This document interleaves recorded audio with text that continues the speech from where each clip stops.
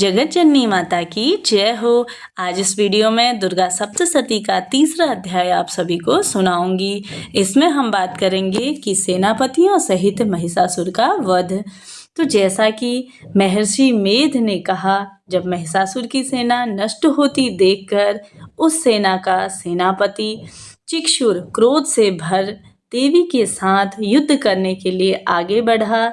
वह देवी पर इस प्रकार बाणों की वर्षा करने लगा मानो सुमेरु पर्वत पानी की धार बरसा रहा हो। इस प्रकार देवी ने अपने बाणों से उसके बाणों को काट डाला तथा उसके घोड़ों व सारथियों को भी मार दिया। साथ ही उसके धनुष और उसकी अत्यंत ऊंची ध्वजा को भी काटकर नीचे गिरा दिया। तब उसका धनुष कट जाने के पश्चात उसके शरीर के अंगों को भी अपने बाणों से खींच दिया। धनुष, घोड़े और सारथी के नष्ट हो जाने पर वह असुर ढाल और तलवार लेकर देवी की तरफ आया। उसने अपने तीक्ष्ण धार वाली तलवार से देवी के सिंह की मस्तक पर प्रहार किया और बड़े ही वेग से देवी की बाईं भुजा पर वार किया, किंतु देवी की बाईं भुजा को छूते ही उस दैत्य की तलवार टूटकर दो हो गई, यानी कि नष्ट हो गई। उसने दैत्य ने क्रोध से भरकर शूल हाथ में लिया और उस भद्रकाली देवी की ओर फेंका। देवी की ओर आता हुआ वह शूल आकाश से गिरते हुए सूर्य के सामने प्रज्वलित हो उठा। उस शूल को अपनी ओर आते हुए देखकर देवी ने भी शूल छोड़ा और महाअसुर के शूल के 100 टुकड़े कर दिए और साथ ही साथ महाअसुर के प्राण वहीं पर हर लिए। चिक्षुर के मरने पर देवताओं को दुख देने वाला चामर नामक दैत्य हाथी पर सवार होकर देवी से लड़ने के लिए फिर से आ गया और आते ही उसने आदि शक्ति पर प्रहार कर दिया, किंतु देवी ने अपनी हुकार से ही उसे तोड़कर पृथ्वी पर डाल दिया। शक्ति को टूटा हुआ देखकर दैत्य ने क्रोध में लाल होकर शूल को चलाया, किंतु देवी ने उसे भी काट दिया। इतने में ही देवी का सिंह उछलकर हाथी के मस्तक पर सवार हो गया और दैत्य के साथ बहुत ही तीव्र युद्ध करने लगा। फिर वह दोनों लड़ते हुए हाथी पर से ही पृथ्वी पर आ गिरे और दोनों बड़े क्रोध से लड़ते लगे। फिर सिंह बड़े जोर से आकाश की ओर उछला और जब पृथ्वी की ओर आया तो अपने पंजे से चामर का सिर धड़ से अलग कर दिया। क्रोध से भरी हुई देवी ने शिला और वृक्ष आदि को की चोटों से उदग्र को भी मार दिया। कराल की दांतों, मुक्कों और थप्पड़ों से चूर्ण कर डाला। क्रुद्ध हुई देवी ने गदा से प्रहार से अद्वैत दैत्य को भी मार गिराया। भिंदीपाल से वाष्पकर्ण को बाणों से ताम्र तथा अंधक को मौत के घाट उतार दिया। तीनों नेत्रों वाली परमेश्वरी ने त्रिशूल से उग्रासय, उग्रवीर और महाहनु नामक राक्षसों को भी मार गिराया। उसने अपने तलवार के विडाल नामक दैत्य का सिर तलवार से ही काट डाला तथा अपने बाणों से दुर्भर और दुर्मुख राक्षसों को यमलोक को पहुंचा दिया। इस प्रकार जब महिषासुर ने देखा कि देवी ने मेरी सेना को पूर्ण रूप से नष्ट कर दिया है, तो वह भैंसे का रूप धारण कर देवी के गणों को दुख देने के लिए फिर से आ गया।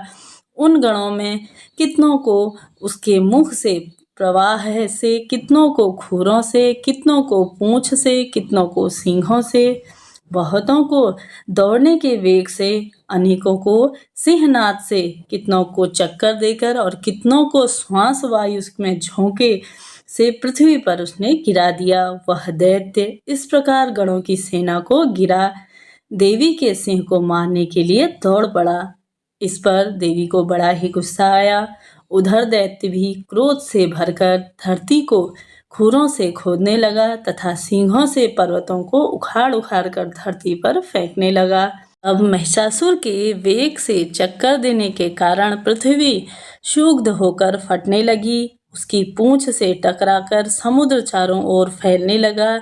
हिलते हुए सिंहों के आघात से मेघ खंड खंड हो गए और श्वास से आकाश में उड़ते हुए पर्वत फटने लगे।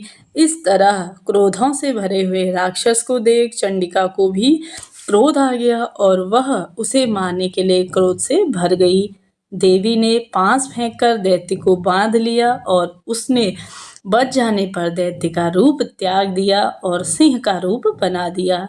और ज्यों ही देवी उसका सिर काटने लगी और उसने पुरुष का रूप बना लिया जो कि हाथ में तलवार लिए हुए था। देवी ने तुरंत ही अपने बाणों के साथ उस पुरुष को उसकी तलवार ढाल सहित बीध डाला। इतने पश्चात वह हाथी के रूप में दिखाई देने लगा और अपनी लंबी सूंड से देवी के सिंह को खींचने हुए नजर आया। देवी ने अपनी तलवार के से उसकी सूंड काट डाली। तब राक्षस ने एक बार फिर भैंसे का रूप धारण कर लिया और पहले की तरह चर अचर जीवों सहित समस्त त्रिलोकों को व्याकुल करने लगा। इसके पश्चात क्रोध से भरी हुई देवी बारंबार उत्तम मधु का पान करने लगी और लाल लाल नेत्र करके हंसने लगी।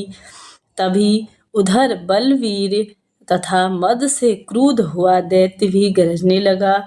अपने सिंहों से देवी पर पर्वतों को फेंकने लगा। देवी अपने बाणों से उसके फेंके हुए पर्वतों को चूर चूर करने लगी। बोली, ओ मूढ़, ओ मूर्ख, जब तक मैं मधुपान कर रही हूँ तब तक तू गरज ले और इसके पश्चात मेरे हाथों से तेरी मृत्यु कोई नहीं रोक सकता। महर्षि मेधा ने कहा। यों कहकर देवी उछलकर उस दैत्य पर जा चढ़ी और फिर उसे अपने पैर से दबाकर सूल से उसके गले पर आघात किया। देवी के पैर से दबने पर दैत्य भी अपने दूसरे रूप में अपने मुख से बाहर होने लगा। अभी वह आधा ही बाहर निकला था कि देवी ने अपने प्रभाव से उसे रोक दिया। जब तक आधा निकला हुआ ही दैत्य युद्ध करने लगा तो देवी ने अपनी तलवार से उसका सर वहीं पर काट दिया। इसके पश्चात सारी राक्षस सेना हाहाकार करती हुई वहां से भाग खड़ी हुई और सब देवता अत्यंत प्रसन्न हुए तथा ऋषि मुनियों ने महर्षियों सहित देवी की स्तुति की। गंधर्वराज गान करने लगे तथा अप्सराएं साथ ही नृत्य करने लगी।